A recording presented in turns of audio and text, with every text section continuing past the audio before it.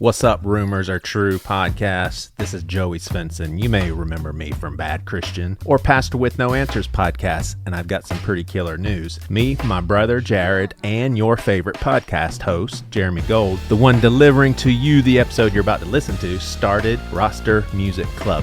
In the last 3 months, club members have enjoyed 6 online performances by some of the very artists you and I love, including Gyro from Mortal, Bill from The Throws, and Ted from Craig's Brother. We've had a couple of hangouts, have established our club's top 10 tooth and nail albums, and we started a war.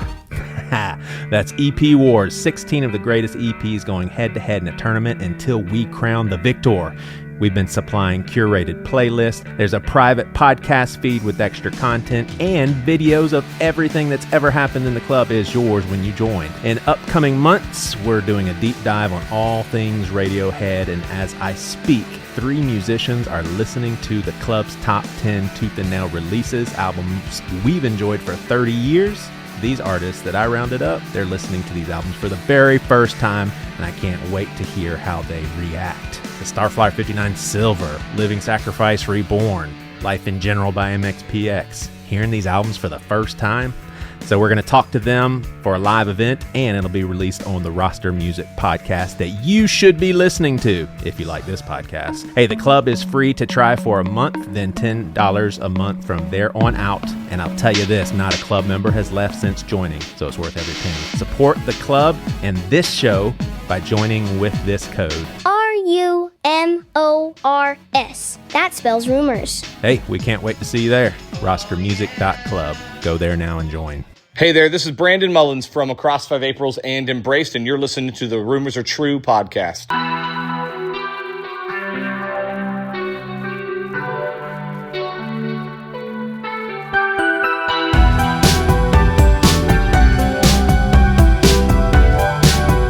Welcome, this is Jeremy Allen Gould, and I'm coming to you today to confirm between God and of man that the rumors you have all heard are true. I started this podcast to have a platform for the bands and artists that I've worked with in the past, as well as new musicians and artists that influenced myself and many others. The Rumors Are True podcast is an opportunity for the artists to tell their story their way. I'm still in the business of confirming rumors. I still love a good conversation, and I still freaking love music. So thanks again for joining me on this journey, and I hope you like what you hear. With that said, the rumors are definitely true.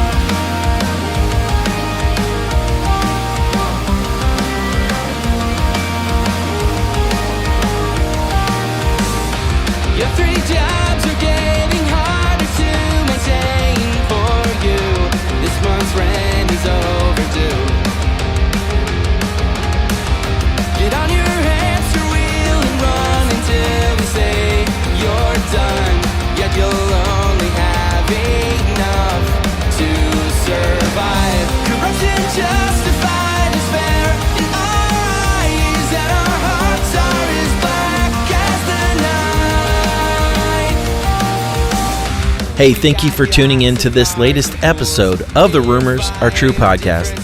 My name is Jeremy, and today I welcome Dave Owens and Ryan Cruickshank. You know Dave and Ryan from the band Names Without Numbers. Awesome conversation with this band from Omaha. Super stoked to have these guys on to talk me through their journey of the past and, of course, your upcoming future. So I hope you enjoy this latest episode with Dave Owens and Ryan Cruickshank.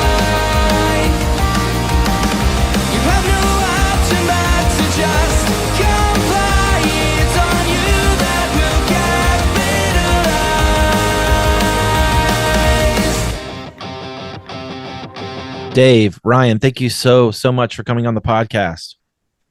Hey, thanks for having us. Absolutely, super excited to chat with you.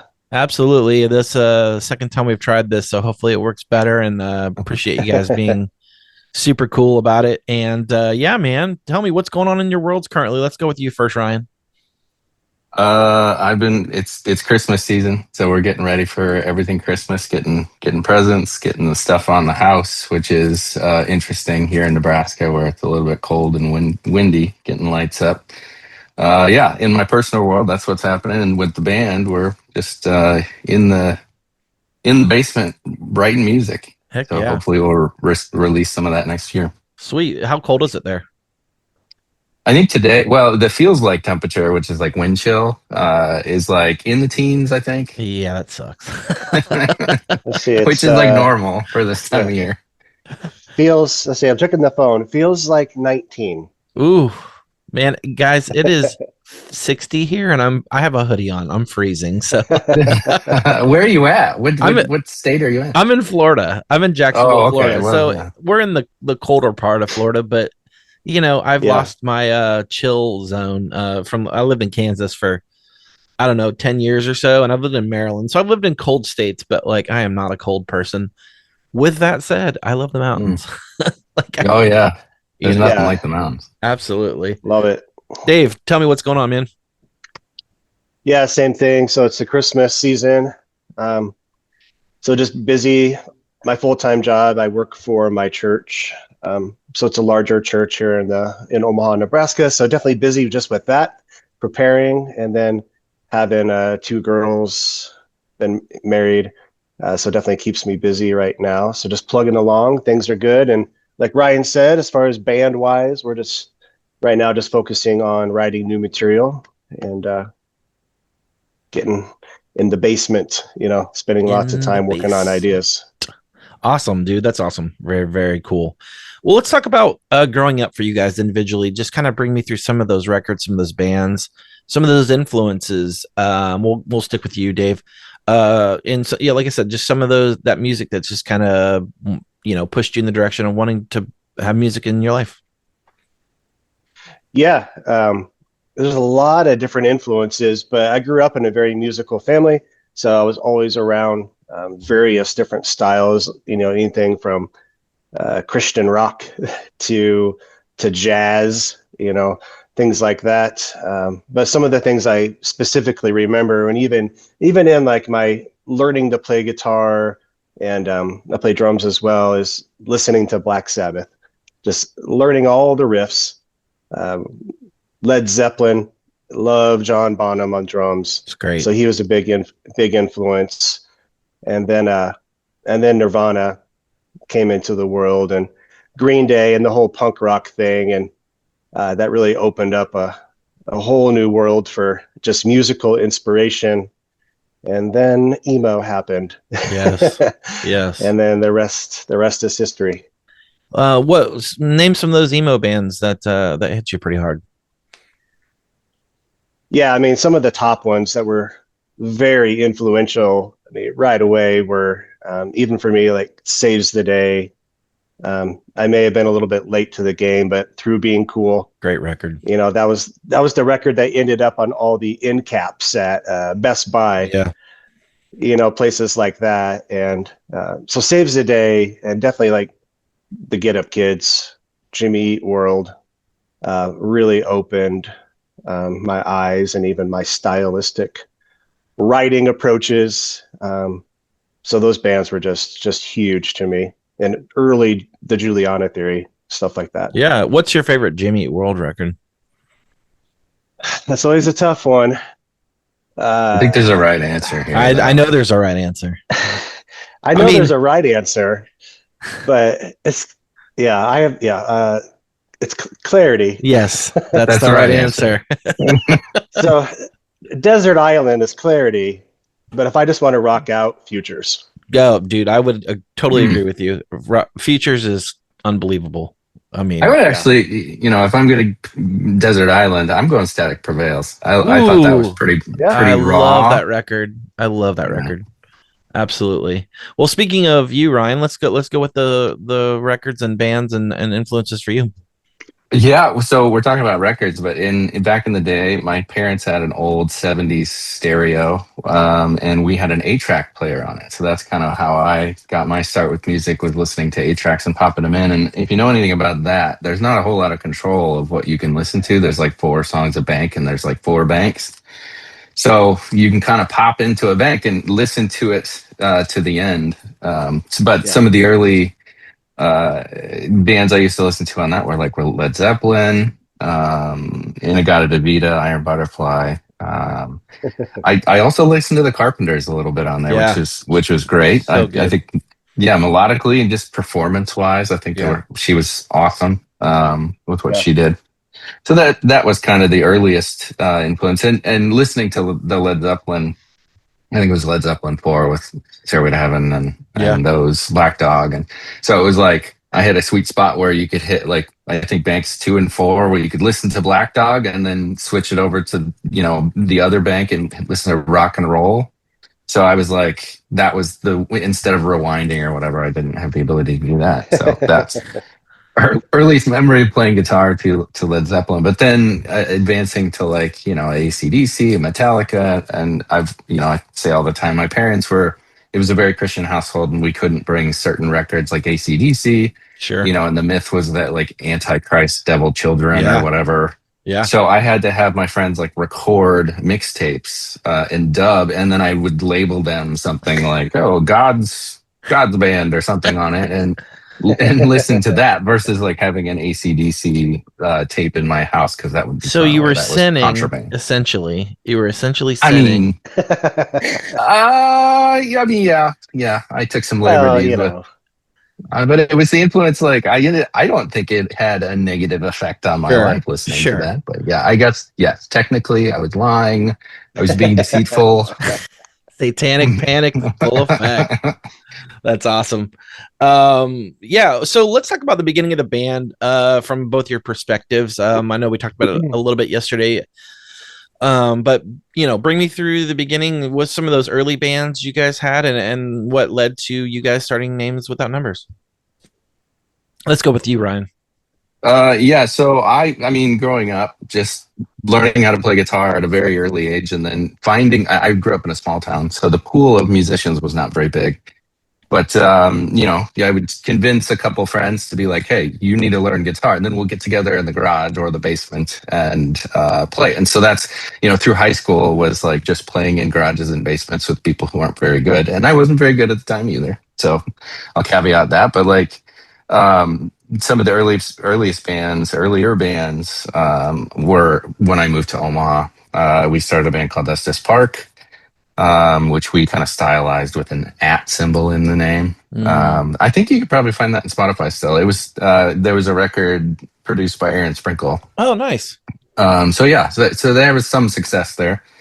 And then a band called Springfield, which I was like a college band, and that's how I met Dave. It was kind of these, like, as you go through, you play with other bands, right? And you get better, and then you see in other bands, like, oh, that guy's pretty good. Like, Yeah. let's talk to him. And then you start talking about Poaching. exactly. Yeah. You kind of mesh, and then you start another band with all the better musicians. Yeah. And that's kind of how we got together. Yeah. Dave. Yeah, pretty similar. I mean, I started a band in like 10th, 11th grade in high school, and eventually got better after high school. And like Ryan said, once you're in the scene for so long, you kind of get to know a lot of people. So my band at the time was getting better and getting more gigs, and Ryan's band was breaking up. So I basically said to my guys, "Hey, these guys are friends of ours already. They're breaking up. Let's poach, in your words, let's poach 2 of them, and let's start a super group." And that was like the beginning stages. We weren't called Names Without Numbers right away. It took just a couple years to get there, maybe less than that. But that's how the beginning started. Is we formed a band out of 2 bands, and what were those early band names, Dave? You can't get away with it.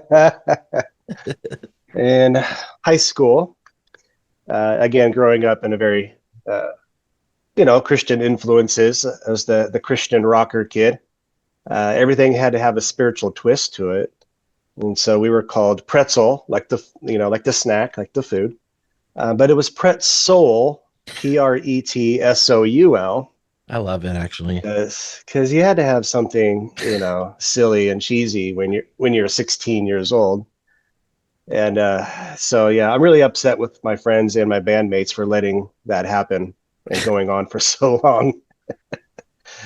But yeah, but then we became the Joshua generation. Again, another Yeah. biblical reference. But yeah, those are the two early band names before we And then joined our first, forces with Ryan. yeah, and our first band name was Life Nine, because back in the like '90s, it was like Blink 182, Matchbox 20, Eve Six, like tons of bands, 311, like all of them had, most of the time had a number and the name with the number in it. And so when we were like, well, we need to change our name, we've kind of changed directions, we're doing more emo stuff now, we need to find a different name. And so like it was, okay, we got to think of a name that doesn't have a number. Let's think of all the names without numbers in them that we could come up with. And we eventually ended up like, that kind of sounds kind of emo. It's Yeah. like the Further Seems Forever, Jimmy Eat Worlds, like 3-word titles. Like, well, let's just go with names without numbers. I love So that. it was kind of Organic. a self-deprecating thing. No, it's cool. It makes sense. Yeah. It's kind of genius, to be honest with you. You're just like, throwing darts on a board and you're like, oh, it's right in front of me. That's awesome. Yeah. It's very cool. I Yeah, was curious. I how that happened. remember. I just remember our drummer at the time, John. I think he's the one that may have said it. But sometimes those memories blur together. But yeah, kind of like Ryan said, he's like, we got to be a name without numbers. We were all just like, well, let's do that. That sounds pretty good. Stuck. Done. Yeah. Let's roll with that. That's cool. So after you start the band and start to kind of figure each other out and write together, do you guys record a self-titled EP? Kind of bring me through that process and what that was like in the beginning. Once you guys combined, what that was like, kind of writing songs for that. Let's go with you, Dave. Yeah. Yeah, once we actually formed and officially established names without numbers, we were just writing machines. When you're young, you can have band practice 3, 4, 5 times a week. And that's kind of what we did. We were all, some of us were single, some of us were just getting married in our 20s. But yeah, I mean, with no kids and nothing going on, which is write. And yeah, so we eventually wrote enough songs for an EP, and which we wanted to. But which interestingly enough, is sung by our drummer. It's not my voice on it at all. Right. Well, I did some backing vocals, but we were trying out singers, and singers, there's a reputation that they have, and I think it's a just reputation that they're a little aloof, and they're sort of all over the place, and aren't the most responsible. And we had a hard time getting someone to like even show up to practice, without being like drunk and crazy. So there was a period where we were like, we need a front person, and then it was like, well, this isn't going to work unless one of us sings. So it fell to our drummer. So that first EP was someone else singing entirely. What was that like recording that EP? Did you guys feel good about it? How looking back on it, how do you feel about it?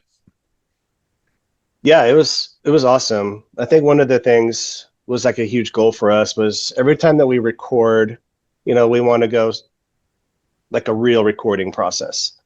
So we went to Presto Studios. It was in Lincoln, Nebraska at the time. Okay. But it was the Mogus brothers. Oh, nice. Yes.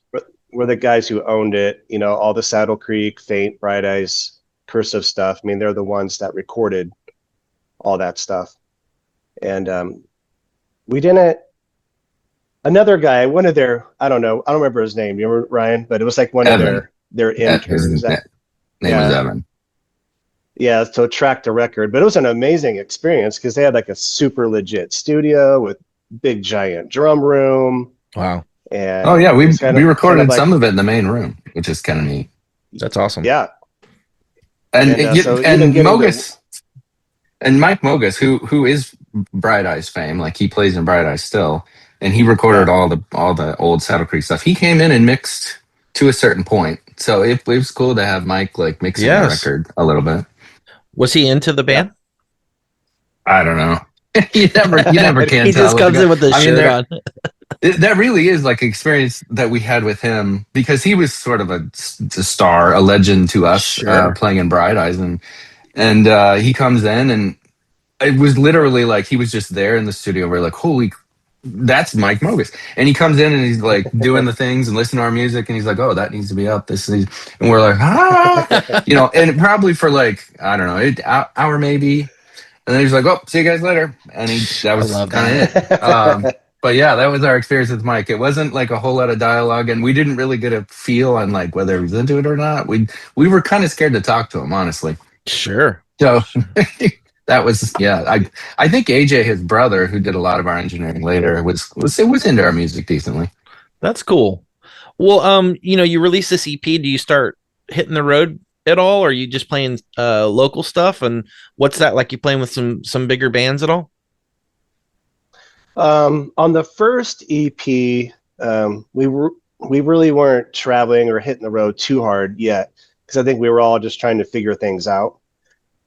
We were definitely still doing out of town shows, 2-3 days at a time, all around the Midwest. And like Ryan alluded to earlier, that first EP, our drummer was the vocalist. So when we played live, he would sing and play drums at the same time.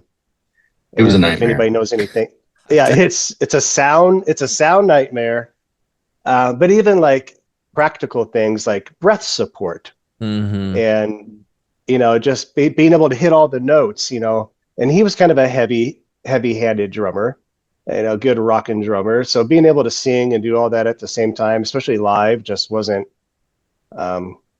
working. And that's when Ryan said, we had to just figure out something else. So during that first EP, we were still playing shows, but then we started trying out singers. Actually brought one of them on the road with us one time for like a weekend trip. Also a nightmare. Yeah. Maybe not a nightmare, but it was just weird. And it didn't. Didn't work. Did you just, when you guys decided to have Ryan sing, was that kind of like, we should have just done this from the beginning, or was it a confidence thing, Ryan? What kind of led to you taking over the reins? Yeah, it still is a confidence thing, I would say. Like it was, we determined that this isn't working. Sound guys hate us. And most of the time you can't hear that well because the cymbals are bleeding through the microphone, and it's just not a great experience for anybody. There's always sound issues. So, and our drummer didn't want to do it anymore. So we were like, well, crap. We already tried the front person, getting a front person, and that didn't work at all. And we don't have any prospects to bring in. So me and Dave were like, well, we could do it, because our bass player also, I don't think, could sing or wanted to at all. So it was good down to me and Dave, and we were like, well, I guess both of us have decent voices. We could try. Who wants to do this? And it was more or less like, you take a couple of these songs, because we split up like the drummer songs. I took a couple, Dave took a couple, and we just like, well, yeah, we can do this. And then as we started writing, I think it was more my vocals came into it, or I came up with ideas quicker or something. But yeah, it's always sort of been like a back door. I felt like I backed into it, and sort of am a reluctant front person. I don't have the charisma, or the riz, as the kids say. That goes to Dave when we're on stage. I kind of let him do the talking. Which is another song that we have, is you do the talking, because it's just about like me not having the confidence to do that. What's influential, or vocally influential wise? Who do you aspire to be like, I guess? So I don't have, I'm not a vocalist, and we've been in the studio a couple times with engineers who are like, you're a singer, you're a good singer. I wouldn't consider you a vocalist. And so bands who have like a great, somebody with a lot of talent vocally, I don't really aspire to be them. I'm looking more at like the grunge and the emo world, where there's a lot of people who are just singers like me. Yeah. And there are like the early bands that we used to listen to in that sort of genre or realm is like the Get Up Kids and Jimmy Eat World. Yeah. I did a lot of like trying to be like them early on, and you could probably hear it in some of the records. But yeah, I would say those two, a very emotional type of style that Sure. I'm just Sure. trying to emulate what they're doing. Yeah, man, that's not a bad thing to emulate for sure. Yeah. And those are the type of bands that I'm sure, like when you discover them, you're like, oh, I could do this, or I can, Yeah. I'm. This isn't like, Freddie Mercury here. Like this is like, Yeah. Yeah. So working Well, I think management. Yeah, and I mean, in general, like that's what grunge is. Like before that, you had glam and guys who were shredders Yep. and really good vocals who were soaring with their singing. And we couldn't do that. And when grunge came out, it was very accessible, right? You sit in your basement, you can do power chords. That's pretty easy and accessible to do. So that's the genre is very, very much like the everyman's, if you will, genre. Sure. Sure. Well, after you put the CP out and you're playing shows, you guys get on a really big comp from Tooth and Nail. Your biggest fan, Volume 2. Bring me through how that kind of came to, and what a awesome comp. I mean, what Amberlin's on that, Dogwood, some really good bands. I think even Slow Coming Day, just some of those bands. Yep. What was that like, and how did you get on that? Either one of you can go first. Yeah, that was a pretty awesome experience for us. So right after the EP, again, we just started writing, really kind of honed in who was doing what. Ryan's a lead vocal, backup, harmonies, all that stuff. We have our writing style. And we had three songs that we were ready to take the demo. And so again, we went back to Presto Studios with Mike and AJ, and this time AJ was at the helm for pretty much all of it. AJ Mogus, and but throughout that, I'm trying to remember, we discovered Indie Vision Music. Yeah. Brandon, and I'm trying to remember who discovered. Yeah, Brandon, Joe, we love that guy. And I don't remember who discovered who first. Probably on MySpace or something. You never know. Yeah. But just through conversation, he kind of found out about us. I sent him some songs. And I knew he was working on this compilation for Tooth and Nail, and I think we were like the very last band to barely make the cut. Yeah, and I remember really, really, really like working really hard to make that happen. Yes. Almost like begging, like, dude, you gotta put this song on there. You have to. Like, there's no option. You need to put it on there. Did you guys get to pick the song you wanted, or was it, you sent a couple songs where you're like, this is the one? Yeah, we sent in a song called Waking from the Coma, which they had a typo when it actually got released. They had it Walking from the Coma. But that's okay. But yeah, we pitched that song, Waking from the Coma, because at the time we were still deciding how heavy we wanted to be as an emo band. I'm the metal guy in the band, so I love heavy metal and riffs, and Ryan's definitely the more melodic, poppy pop sensibility guy. And but Waking from the Coma has like a huge bridge where there's nothing but screaming. So yeah, we just thought that would be a really good at the time, stylistically, would it be a good representation, especially for Tooth and Nail, if they were going to sign anybody from that. Sure. Yeah.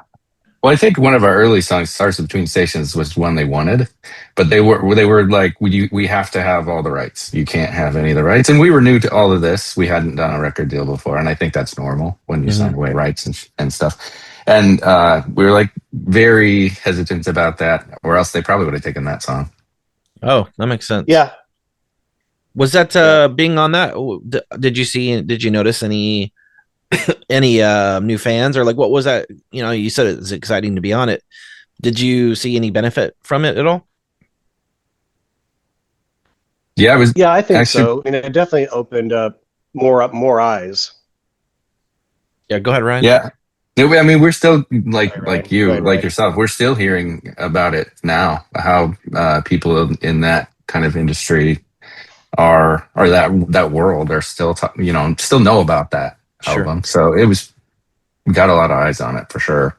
Did you guys have any talks with Tooth and Nail or any labels from that?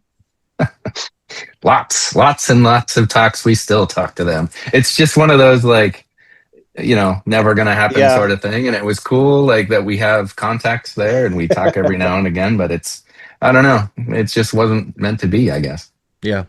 Yeah. Well, Yeah. Yeah, I go mean, ahead. it definitely opened up a door for that. Yeah, absolutely, man. Well, I mean, it's just awesome to be a part of something like that in general. Any comp they've ever put out's just been stellar. So, just being a part of that pantheon of great comps, I'm sure that, you definitely should hang your hat on it. And just, I'm stoked to hear that you guys were a part of that. Like I said, I thought it was a great comp, and it's awesome that you got to experience for sure. Yeah, for sure. Sweet. Well, let's talk about the full length after this. Is running marathons, chasing ambulances. What was some of these songs that you alluded to recording? Was that geared for the record that we're talking about? Yeah, we did. Yeah, So those. Sorry, guys. I'm sorry. There's a little bit of delay. Yeah, you're good. Go ahead, Ryan. But yeah, we did those 3 initial songs that we sent one for the Tooth and Nail comp. We kind of took those as well as some newer material that we recorded again with AJ Mogus and Lincoln, and kind of combined it just to have enough material because we were like, well, it's got to be like 10 songs, or else what's the purpose? And we liked those initial 3, and we were able to get Tooth and Nail to sign back the rights to the Waking from the Coma song, so we were able to include that on the song or on the album. So it's kind of a couple different sessions, maybe 3 different sessions of recording, but it was on the same spot with the same people. Yeah, Dave. Yeah, like Ryan said, the 3 songs that we had recorded, we were using kind of just as like a demo or a pitch at people, comps and labels and stuff. And then we went back in, recorded a whole new bunch more songs, and to put out a full length, running marathons, chasing ambulances. We between the first 3 songs and then the rest, we actually had a bass player change. Oh, wow. And so the first 3 songs was our original bass player, and then the last 7 songs we switched bass players to our good buddy Nick. But it was awesome, really awesome experience recording that a full length. And at the time, even stylistically and sonically, we did it super raw, no click track. Nice. We just went in and just jammed it out. Yeah. And, What it was fun. How do you feel about it looking back on it? I know it's been a while, but and that was a time in your lives, and I'm sure things have changed over the years, but looking back on it, how do you feel? Let's go with you, Ryan. Yeah, so I mean, it still holds up. I think in a lot of areas there were some pretty good ideas. We have done a couple anniversary shows, and it's kind of nice to go back and like, oh man, this wasn't that far off from like, where we would be today. There's some really, evolutionarily like early ideas for us that went in the right direction. There's some cheesy moments, obviously, like with everything. And then we were young, but I would say for the most part, it holds up pretty well. Do you relate to those songs now? That's a great question. I would say probably less so. I think the whole concept of the album was like fracturing people and people going in different directions. We were at a crossroads in our lives. I mean, a lot of us were. And that's kind of the overarching theme. And now we're more established in our lives and kind of more stable and steady. And even the membership is, we've been together for a long time now. So it's not the same. It doesn't really have that same feel as like when you're in this chaotic, like that's what it came out of. It's like this chaotic era. Mm-hmm. So yeah, I don't, the themes aren't really the same. But it's, lyrically, I didn't do a lot of the lyric writing back then either. That was also our drummer, who was our original singer, just kept on doing, and he was a great lyricist. So he wrote most of the songs on that record as well. So it wasn't really like from a personal space either. That's gotta be difficult singing someone else's words in a weird way. Yeah, it is. I mean, yeah, like you have to like, it's more just performative than anything. It's not really like now when I sing, sometimes I get really into like if there's, I don't know, it'll hit me right on a certain night, and some songs are like, oh yeah, like it really still is raw for me because it's coming from a place of passion or a place, from me. So yeah, singing someone else's lyrics is sometimes a little odd. Dave, how do you feel about the record looking back on it? Yeah, I'll always be our biggest fan. Yeah. But yeah, I mean, out of that entire record, if we play any of the songs live ever, there's only basically three songs that we even play still to this day. Really, it's only one of them. Stars Between Stations was kind of the standout track that honestly got us the most attention from labels and industry. It was a pretty crazy time, but yeah, I love the record. It's raw. We recorded it on tape, 2-inch tape, so I love that aspect about it. And Ryan threw away those tapes, by the way. That was an accident. Yeah, I'll own that. So I'm still a little bitter about that. Yeah, well, I mean, everyone makes mistakes, I assume. Yeah. We still have the masters, though. I mean, hey, we just don't have the tapes. The digital. Yeah, the digital master. Yeah. And you guys re-released and remastered this and the self-titled EP recently, right? Yeah, we had anniversaries for it. The self-titled, we did a 20-year anniversary remaster, and then with running marathons, chasing ambulances, we did a 20-year anniversary for that, but also with vinyl. So we did a limited press vinyl, 180 gram white vinyl for that release. And we also went in and recorded 2 of the songs acoustic. And when I say acoustic, it's kind of full band acoustic with all kinds of fun stuff, keys and real strings, violin, cello. We got the cello player from Cursive. Oh, cool. Megan, to come and play with us on those 2 acoustic songs. Yeah, and, that was maybe my favorite session that we've done in recent memory, just because of all the like acoustic, like real musicians coming in to like help us with this was pretty neat. And I'm an acoustic, like I like unplugged sets. I like watching unplugged bands, so it was really cool. Like Dave alluded to before, he's kind of the heavy metal guy, and I like the sweet, pretty music. Yes. And this was our take on the making it pretty Very for cool. those. Yeah. Hey, this is Jeremy with the Rumors Are True podcast. Are you looking to spice up your meals with something real? Introducing Voyager Hot Sauce. Born in Seattle, rooted in the heart of Jalisco, Mexico, and built on community, quality, and excellence. Crafted in fresh small batches with agave nectar for the perfect sweet heat. Voyager is more than just a hot sauce. It's a symbol of gathering, authentic connection, and flavor that brings people together. Whether it's tacos, eggs, pizza, or cocktails, Voyager goes on everything. Head over to VoyagerHotSauce.com to hear their story, explore recipes, and place your order today. So after this record comes out, you guys hit the road pretty hard, I assume. What's that like for you guys? Are you playing with big bands, or is it just a grind? What's that like? Go ahead, Dave. Yeah, as soon as that record came out, it really got us a ton of attention, and we just started playing show after show after show, opening up for bigger bands. Sometimes we were asked to open up for these Nice. bigger bands. But me and you, Jeremy, have a history of being concert promoters. Yes.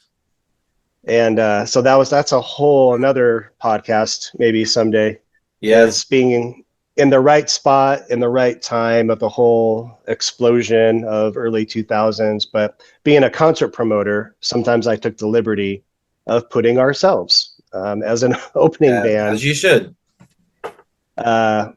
For bigger shows. But yeah, we started just playing constantly, opening up for Ryan has a list, I think, or a pretty good list. Yeah.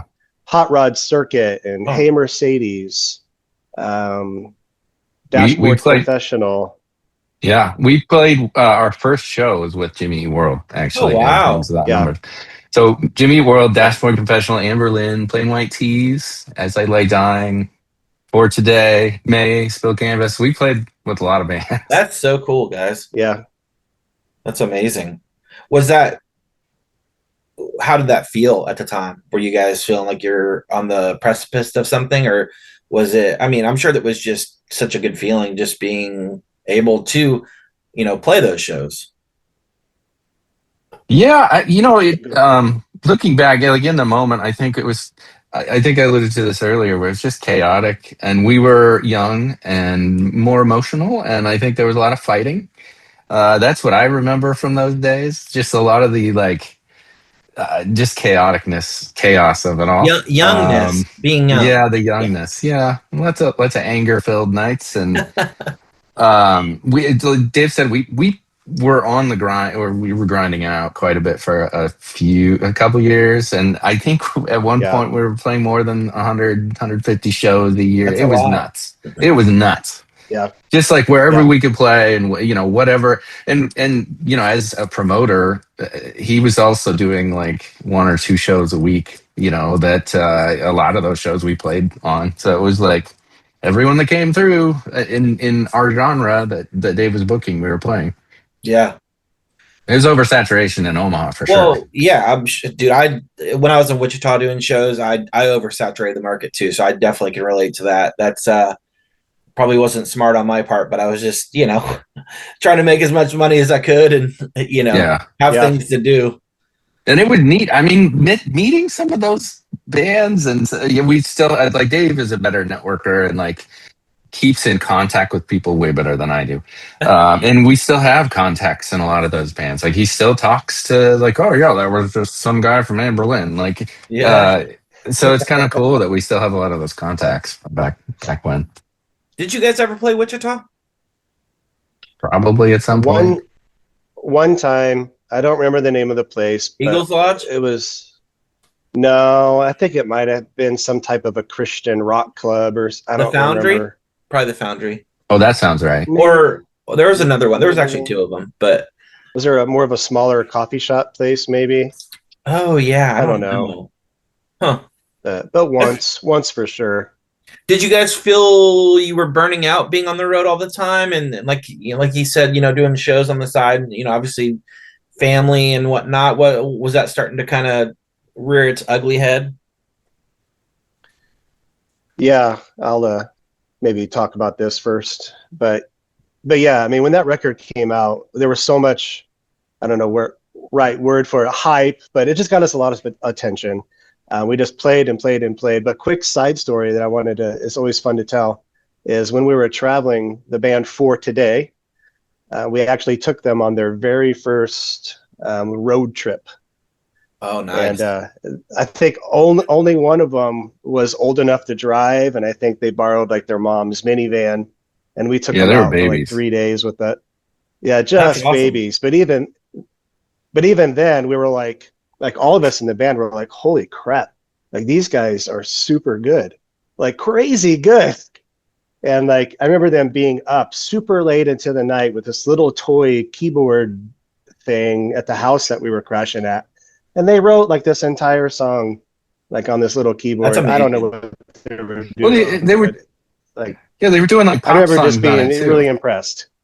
Yeah, like they were just musically talented, and a couple of them, they would have those old Casio keyboards would have like the beat built into it, so they'd start that, and then they'd like one person down here and the other person up here, and then they'd sing like Killing Me Softly and stuff, like just out of the blue, kind of picked it out. It was cool. I booked those guys one time on a show. I think they emailed me. They weren't signed. And I think the drummer was a singer, if I remember correctly.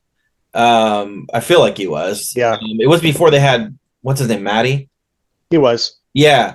And I booked them. I put them on a show, and I was like, "Wow, this band's really good." It was before Face Down, it was before all that stuff. But yeah, man, that's awesome. It's really cool to see. You can just undeniable talent in certain bands that can go so many different ways. But that's cool. That's awesome that you got to be a part of that and see the beginning of something, that wound up being very special. I mentioned back to the question that you asked. Yeah, go ahead. No, I was just saying you asked about like grinding. Maybe if that was too much for us. But, we just started playing nonstop. Did that lead to like the hiatus? Go ahead. Yeah, sorry, I didn't mean to cut you off. No, you're good. There might be a little delay here, but yeah, there's a crazy delay. But it definitely was, and we were growing. We had members leave. So there were some fractures, and we were growing up and getting married, and I was going to college, and we were having kids. So it was a little bit of both. It was like we're still we're practicing once a week, touring, on the side as well, playing a lot of shows, and then having all this life stuff, and then the arguments and things. It just kind of was like I'm exhausted. I don't, let's at least take a break for a long time, because I'm sick of seeing your face. Go ahead, Dave. Yeah, I agree. There was a little bit of I'm tired of seeing your face, but I'm also tired of sleeping on a basement floor every night. But yeah, it was. We really committed to it. At that time, as we kind of talked about earlier, there was some label talks. That's when the whole like emo explosion was happening. Those bands were getting popular, but then labels kind of saw that, especially in the Christian world. So it was kind of surreal, but as a band, we were all kind of dedicated. All right, we're going to do this. We're going to do it super hardcore, see what happens. Conversations with tooth and nail. And I remember being called from like, what's the Chris York with Sparrow Records. Yeah. Like all these big, like really major labels were calling us because we were emo and we were gaining some attention. And it was the cool, popular thing. And then Mark Clausen, I think he was with Word, Warner Brothers, so all kinds of like crazy things were happening.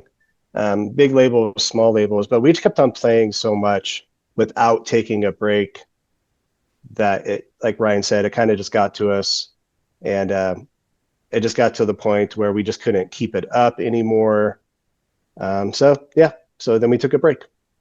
So in that time, you're obviously just working and family and all that stuff. What makes you guys decide to get back together at some point and release Silos and Smokestacks on Indie Vision Music? Kind of bring me through that. We can go with you, Ryan. Even though we took a break, we didn't really stop playing. Like, we're still musicians, and Dave was still doing church worship directing.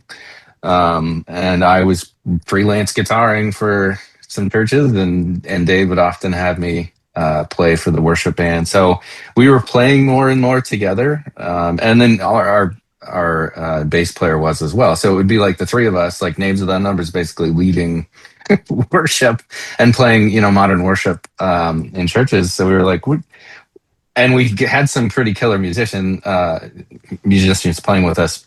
In particular, Jay, our drummer, for Names for a little while. So we were like, you know what, this is working out pretty cool. Like, we've kind of got past this hump of like life things happening. So we're like, let's kick this around a little bit. Let's get together and at least jam, because this is fun. Like, and play something other than the worship stuff, which is fine. But like, let's write some music and play some rock again. And we did that, and that's kind of how we got back together. Because I think Jay was big reason for me wanting to do it again, because he was really, really good drummer.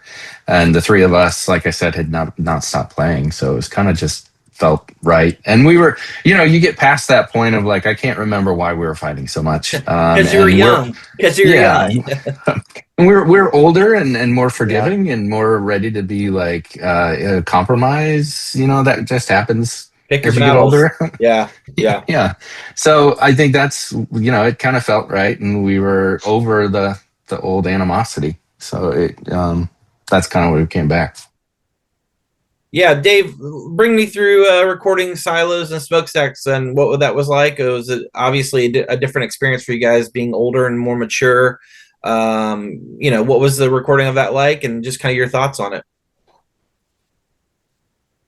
Yeah, that record process was, I think it was a lot of fun, potentially challenging at times as well. But like Ryan said, like even in the break, none of us stopped. I mean, I was still touring. I did front of house for some bands. I started another metal band on the side, and I had church stuff. So we never stopped. But in 2016, Jimmy Eat World's Surviving record came out after they took a kind of a break for a while. And I know for me personally, that kind of sparked this. Man, I love writing that style. I really loved what we were doing as a band. So that really inspired me to start writing some more. And like I said, me and Ryan were still best friends. And so we got the band back together, started writing a bunch of songs. We brought on a producer for that, a guy named Mike King. And we recorded it here locally in Omaha with a guy named Scott Gata, amazing engineer here in town. And we were, again, trying to like discover, again, stylistically, like how much production elements do we put into that, keys, all the extra little bells and whistles. Sure. So you'll notice on that record that there may be a lot of extra synthesizers going on, as we were just trying to, what was popular at the time, what fit. But on that record, there's some super solid songs that we're really proud of, and it was a great process. Yeah. I think Mike was great in terms of like his writing sensibility, his pop sensibility, and he brought a lot of that and kind of showed us like, modern music's got a lot of pop or synth elements, even in indie rock. So we incorporated a lot of that. But yeah, it kind of felt a little bit like a pop record afterwards. You kind of listen to it, and it stands out to me as being like there's nothing wrong with it. It's just different. Sort of, it's our pop era, if you will. How do you feel about it? I mean, like Dave said, some of the songs are pretty killer. I don't know if we've done them since the record, but they turned out really well. It's just executing them with all of the other different elements that we ended up making it to the track. It's hard to pull off live. So we've not done a couple of those live, but it's a couple of them are pretty well written. But yeah, overall, like it to me, it's like the least exciting because there's not as gritty. Like the guitars aren't as biting and gritty. Like I like them. It's not a guitar-driven album. Yeah, I get that. Do you guys hit the road at all again, or are you guys just in different places after this record came out and maybe playing spot dates here and there? What's that like, Dave?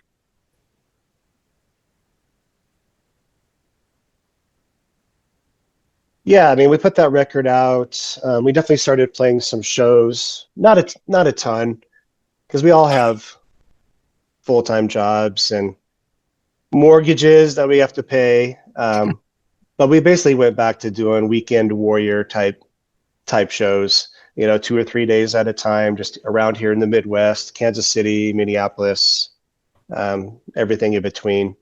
But just really kind of just taking it easy as we discover, what do we want to do with this project now that we're in a good spot. We can play some shows. But that's really kind of the journey at that time. It's just Weekend Warrior. Yeah, yeah. Well, then you guys wind up putting out another EP, Greatest Hits. Is that right? 2021 to 2023.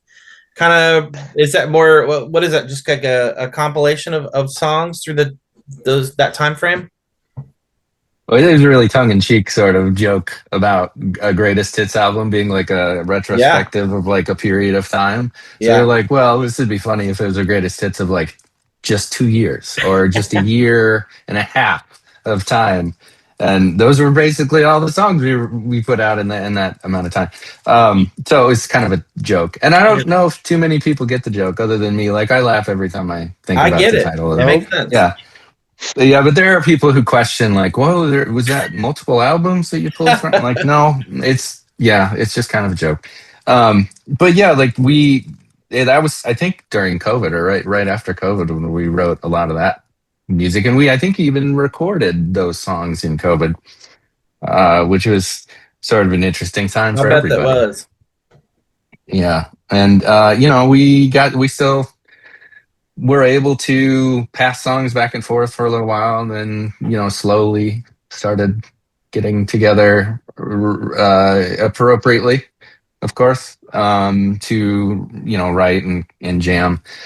And it was a really great thing for us, like being locked up and not seeing anybody, to like going and like having our outlet back and like being able to practice and get, and some of the songs I think allude to being in COVID and kind of that captivity and isolation. And I would say like that because those were the first ones where I think Jay was like fully, then like our drummer was fully getting into the writing process with us, and they were, in terms of like the instrumentation, were my favorite so far.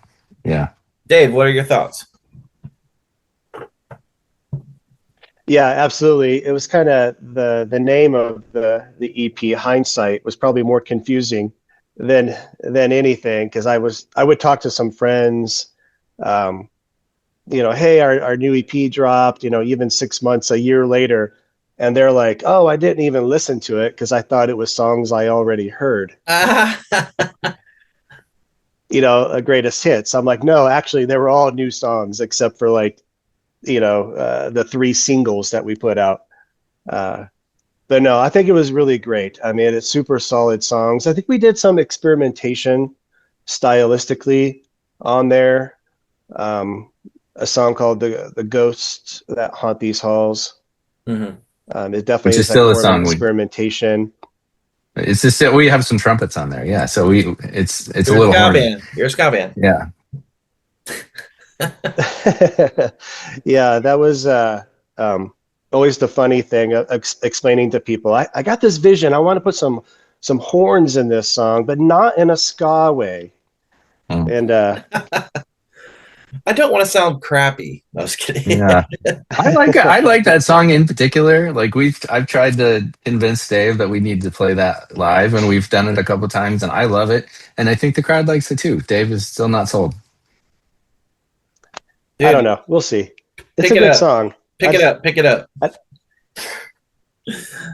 That's awesome, though. I like the tongue-in-cheekness of that. Now that you've described it, I'm like, I think that's pretty awesome, and it's interesting because you guys go from recording with some producers, then you're having to kind of make do with the situation that the world was in.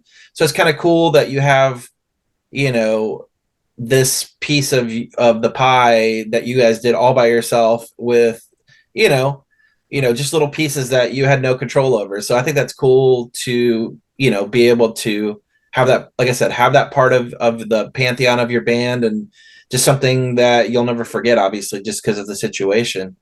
Yeah, for sure. Did you guys ever get to play much of those songs live? I know you kind of alluded to the one with the horns, but I mean, after this came out, and once things were safe, did you start playing shows, Weekend Warrior stuff still? Yeah, I think we picked it up after that album. That's kind of where we started doing a lot more.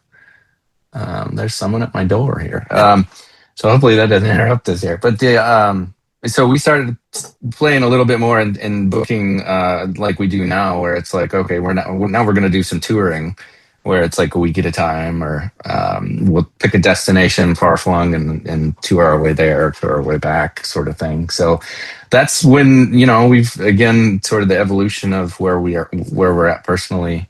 Kind of evolved to this where we're all pretty stable and our wives are pretty cool and take care of things, so we can have a week or whatever to go and do a little bit more shows.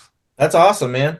Well, let's talk about the We Create Reality EP. Dave, we'll start with you first, but kind of bring me through that. And that's on Fairvox, the label. Kind of bring me through how you linked up with Fairvox and kind of talk about the EP We Create Reality.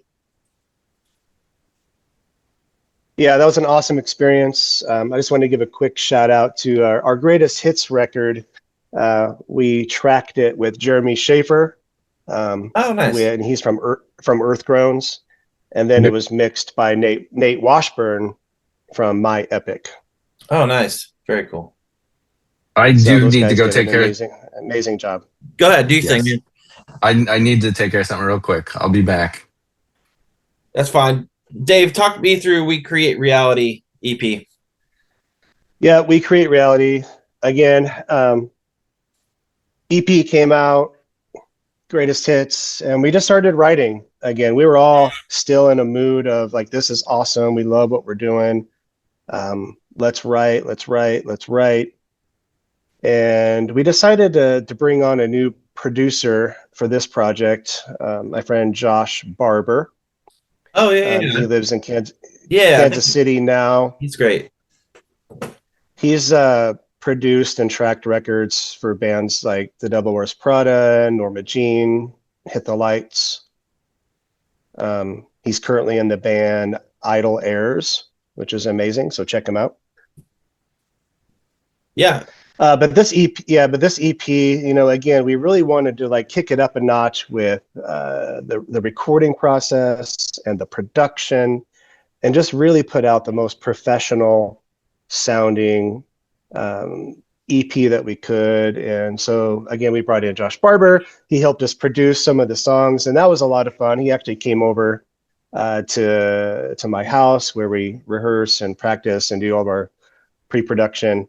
And our song, our single Box Fort Kingdom, I remember him coming down, and we wrote it very intentionally not to be super pop punk. Maybe it's just me personally. I'm always trying to be careful of not being super pop punk, like a Newfound Glory or something like that. So we wrote it a little bit less pop punk, but he comes in and he's like, that's a pop punk song. You guys need to play it this way. Try this, try that. And I was like, no way, man. That makes it sound pop punk. And he's like, yeah, you guys are good at it. He goes, so just do it. That's awesome. And so, yeah, but he's a super great dude, and he really spoke a lot into this record, and it was a lot of fun. We went to Kansas City, recorded it with him. That's awesome. He's great. I had him on the podcast with Sean from Coalesce. Yeah, dude, he's really talented, dude. Super great, dude. Did he, like you mentioned him talking about, hey, this is a pop punk song. Did he have his hand on the whole EP, or were you guys just kind of wrote it and he just kind of twisted the knobs and put his 2 cents in here and there? There's definitely a handful of songs that he really helped shape. Like I said, because he took the time to actually come up and sit with us, in pre-production while we were writing. So he definitely had his hand, especially on Box Fort Kingdom. Again, it was maybe a little bit more emo-ish rather than pop punkish.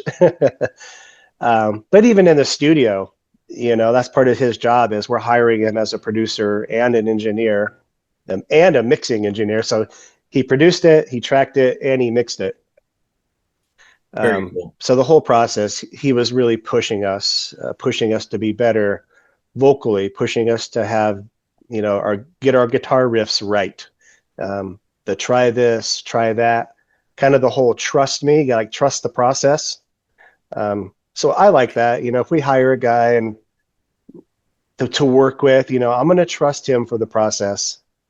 Sometimes Ryan would like to push back a little bit. Especially lyrically, Ryan likes to keep his lyrics pretty true to what he wants to say. But sometimes as a producer, they'll try to tweak that. Yeah, no, I get that, man. And you guys worked with Fairvox on this. How did that come to? Yeah, just mutual friends. Over the past several years, I've became friends with like Nate Parrish. Yeah. And so just through him and Fairbox, they got some cool bands on the label. I was sitting in the parking lot of our local zoo, the Omaha Zoo, which is what the number one in the country, by the way. We're usually the top 3. Very cool. But just sitting in the parking lot at the zoo, me and Jordan from Fairbox just had a long conversation about life and the band and what was next, and we just decided to just join forces and just put it out under his label. Very cool. That's awesome, man. Yeah, I've talked to Jordan here and there. He's cool. He seems like a cool dude. That's awesome. Yeah, you got an opportunity to have some distro with it, and that's awesome. Good to hear. How do you feel about it looking back on it? Yeah, I mean, I think the We Create Reality EP is just amazing. And I think I said it's the song Boxsport Kingdom. Did I say that right earlier? Yeah. Okay. But yeah, it's a great record. I mean, here in Omaha, we have, I always call it like the local Grammys. It's just like the Grammys, but it's for like the local Omaha area. And this record has been nominated as Album of the Year for Omaha. Wow. And so it's pretty awesome to be nominated amongst your peers. You know, we got enough votes to actually make the ballot. And we're also nominated for Best Rock Band in Omaha. We've won that twice, humbly. It's kind of, I don't know how these things happen, but they do. But this record specifically, we're up for Album of the Year for Omaha, and we'll find out who wins in February. That's cool, man.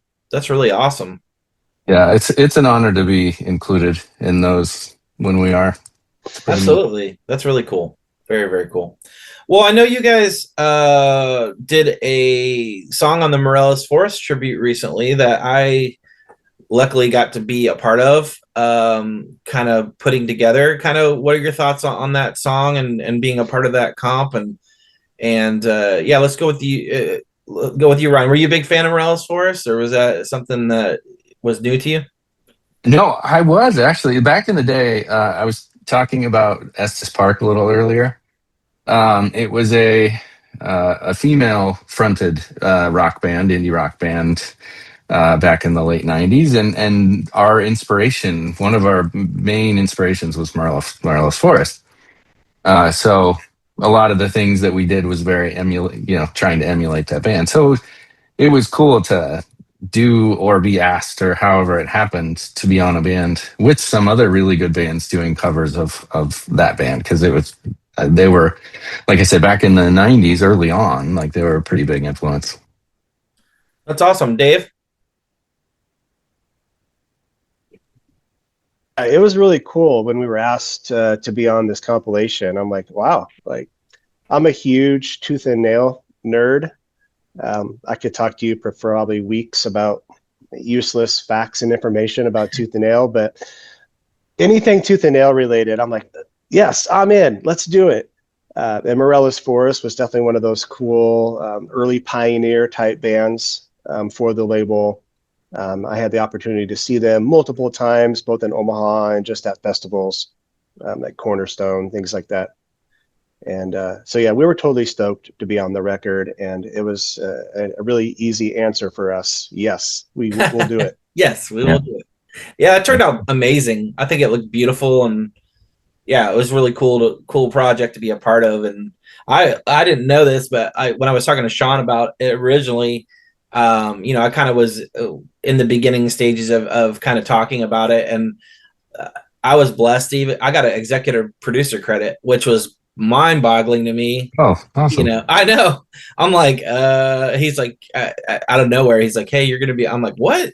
Thank you. Like, I did not expect that. So very cool that you guys were a part of that, and I liked your covers. The way you guys sound and how they sounded. You guys did a really good job, in my opinion. Oh yeah.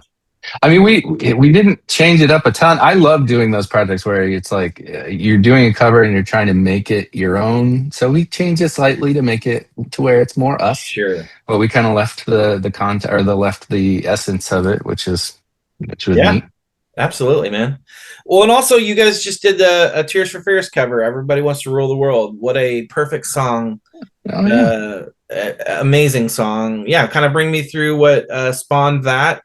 And kind of how that's been, recording that and what that was like and how you feel about it. Go ahead, Ryan, you can go start first.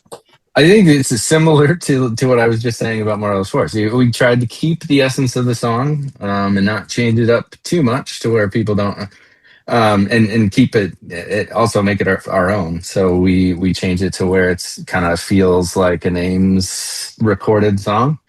But the choice of that song was I'm a child of the 80s. Well, both of us are.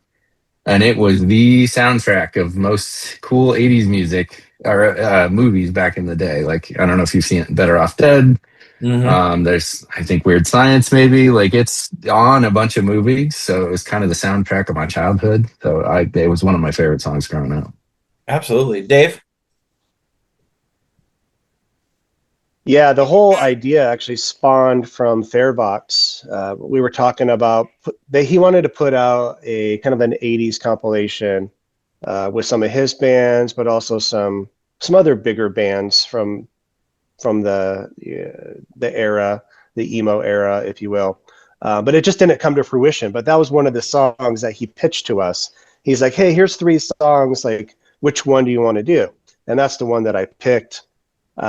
But since that project really didn't take off, I was just like, well, this is a great song. We've been working on it. I'm pretty stoked with the way it sounds. So let's just record it. Let's put it out as a single. I think people are going to really like it. And it worked. It was a really fun process. I think it sounds great. That's a hard song to cover, man, because it's one of those, like I said, it's a perfect song. It's a perfect pop song. But yeah, I really enjoyed you guys' cover of it. It's cool. It's cool to hear different takes on songs like that. Yeah, I think you guys did a great job. Cool. Thanks, man. It was fun. Yeah, as it should be. I mean, you're freaking recording like yeah, it's fun. The jam. Yeah, it's fun to play live too. You play it live, and as soon as you get to that guitar riff, you see people's faces light up, like, oh, I know this song. So it's fun to play it. It really is like one of those, like we put our own little spin on the beginning. So when we tell them like, oh, you're gonna know this song, we start playing it and they're like, what? And then you get to that riff and it's like, oh yeah, okay. So people start like cheering. It's pretty cool. That's awesome. Very cool. Well, I know you guys can't predict the future, but what does the future look like for you guys individually? Let's go with you first, Dave. Well, my future right now is just tackling my job, just working for church, always developing, and I oversee 3 different campuses, so pretty big responsibility. So just tackling that, taking care of my family, and right now just working on new names material, so trying to write, come up with new ideas so we can get back in the studio and put out some more singles, hopefully in 2026. Very cool. Brian? Yeah. What does the future hold? I mean, I hope I'm alive for another 50 years. I hope that time travel is a thing by the time they shoot me out into the universe. That'd be a pretty cool thing, or space travel. No, but seriously, like, yeah, I'm kind of boring with like my personal life. I've got 2 girls. I would love to see them both go to college and be successful with their lives, and gonna keep doing this. There's no real end in sight for me for playing rock music and playing in names, because I'm having a great time. We're writing some pretty cool stuff. Awesome. Yeah, hearing that. Well, I appreciate you guys hanging out with me. I know we've been talking about it for a little bit, so I'm glad it finally happened. But really appreciate you guys talking me through your history and kind of your personal journeys, and really stoked for what you guys have in the future, and hope to hang at some point in the future in person. I know Dave and I met up a couple years ago at Furnace Fest, so yeah, Ryan, would love to hang out. You guys should come down to Florida in the warm and play some shows.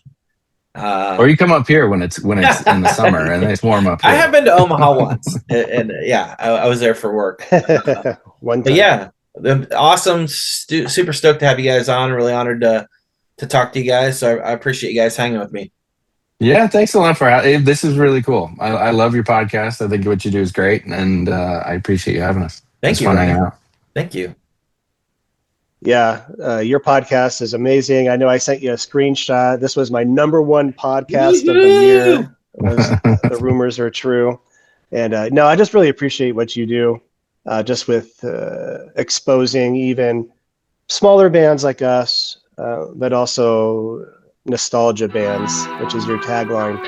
I love it. I nerd out on all that stuff, and I've listened to probably almost every episode you've done. So I love it. Thank you. Thank you. Appreciate that, Dave. That's really kind of you. And Ryan as well. Thank you so much.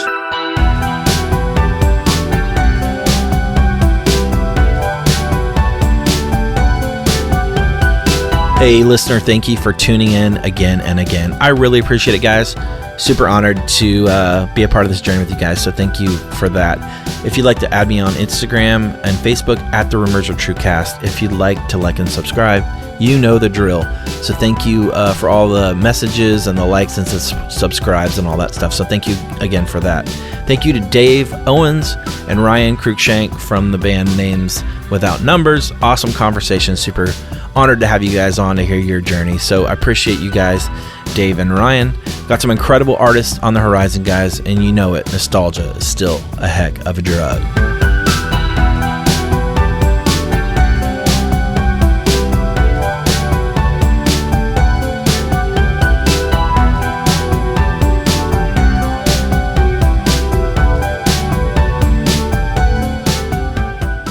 The podcast is produced by Wesley Hill, artwork by Jared Chase Bowser, and music by Brian Jaron.